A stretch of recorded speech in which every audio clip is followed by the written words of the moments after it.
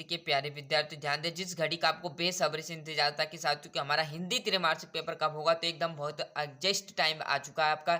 यदि अभी भी आप चाहते हैं कि हमें भैया 75 में से 75 आए, तो 100% आ सकते हैं यदि ये पेपर आप याद कर कर जाएंगे, तो है ना। पूरे टिक मार्क करा दी, मात्र 1 से 2 मिनट लूंगा जिसमें आपका पूरा सोल्यूशन आपको मैं प्रोवाइड कराऊंगा।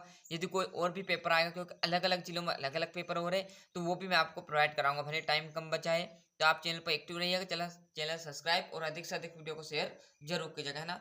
उद्धव ने गोपियों को क्या संदेश दिया, तो योग साधना का। छायावाद के प्रतिनिधि कवि हैं, तो जयशंकर प्रसाद रहने वाले। 33 आ जाएगी। और यहाँ पर आचार्य विश्वनाथ जी आ जाएगा। कहानी और मनु भंडारी किस व्यवहार से तंग आकर प्रिंसिपल ने उनके पिता को बुलाया, तो आंदोलनकारी। क्लियर है। चाहे आपकी सही जोड़ी रिक्त स्थान, सब ऑल टोटल चीजें मिलेगी आपको, बस आप तो आराम से समझेगा और याद करने में जुड़ जाएगा। ज्यादा टाइम हमारे पास नहीं है, तो जितना हो सके मैंने भी टिक मार्क लगा दिया है। देखो, कवि के सुर स्वभाव के कारण ने धोखा दिया, तो मित्रों ने। क्लियर है। भोलानाथ और उनके साथी बिल के पानी उलझने लगे, तो चूहों के। यहाँ पर सांप और चूहा दिया, सांप तो डसका था, चूहे भैया नॉर्मल है ना। मनु भंडारी का जन्म मध्य प्रदेश के गांव में हुआ था, तो भानपुर गांव में उनका जन्म हुआ था। छंद 2 प्रकार के रहेंगे।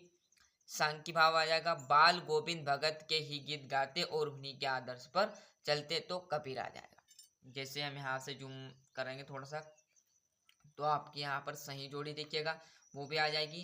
कामयानी जो है हमारा एक महाकाव्य है। सूर के पद मतलब आपके सूरदास। उत्साह जो है आपका निराला जी की एक रचना है।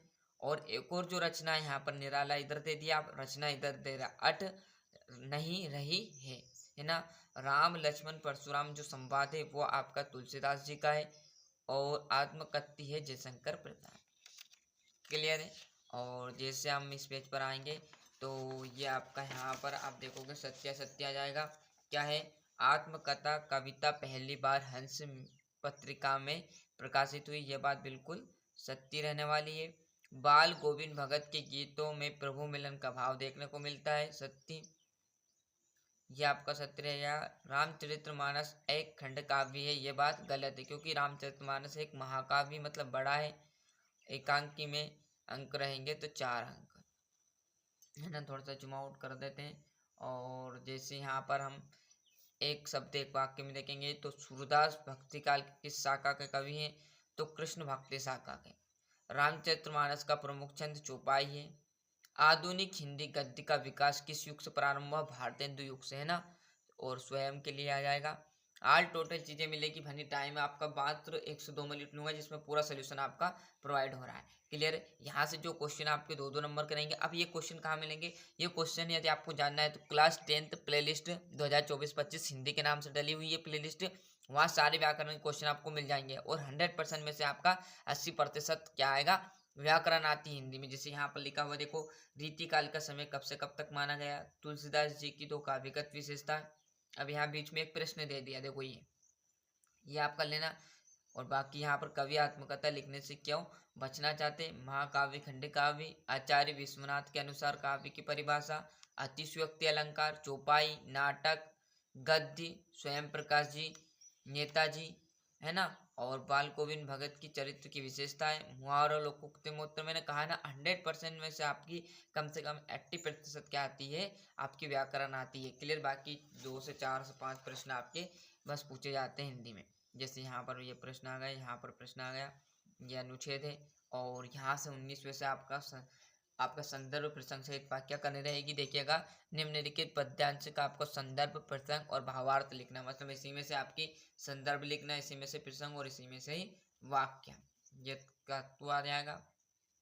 और ये आपका गद्यांश, इसी में से आपका संदर्भ, इसी में से प्रसंग और इसी में से ही आपकी वाक्य लिखनी। यहाँ से आपका 21वां, निम्नलिखित गद्यांश व काव्यांश को पढ़कर नीचे दिए गए प्रश्नों का आपको उत्तर लिखने। जैसे यहाँ पर दिया है, उपयुक्त गद्यांश का उचित शीर्षक आपको लिखना है, इसी में से उपयुक्त गद्यांश का सार लिखना है। मनुष्य किस कारण श्रेष्ठ माना गया है, तो मनुष्य अपने कर्म बल के कारण श्रेष्ठ है, ये यहाँ पर प्रश्न मिल गया। बाकी सार और से आपका जो सारांश हुआ आपके स्तर से आप इसमें से कर लेना, मतलब मुफ्त के नंबर है ये तो आपके, है ना। और चाहो तो आप ये अथवा कर सकते हो, यदि अथवा आपको मिल जाएगा तो। ले लिया स्क्रीनशॉट। और जैसे हम पेज पलटेंगे तो आपकी जो बचे चीज़ क्या बची है, आपकी एप्लीकेशन और आपका यहाँ पर एप्लीकेशन लाउड स्पीकर क्लियर है। और आपका 23 पर निम्नलिखित में से किन्हीं एक विषय पर रूपरेखा आपको लिखनी, मतलब रूपरेखा और आपका निबंध क्लियर है।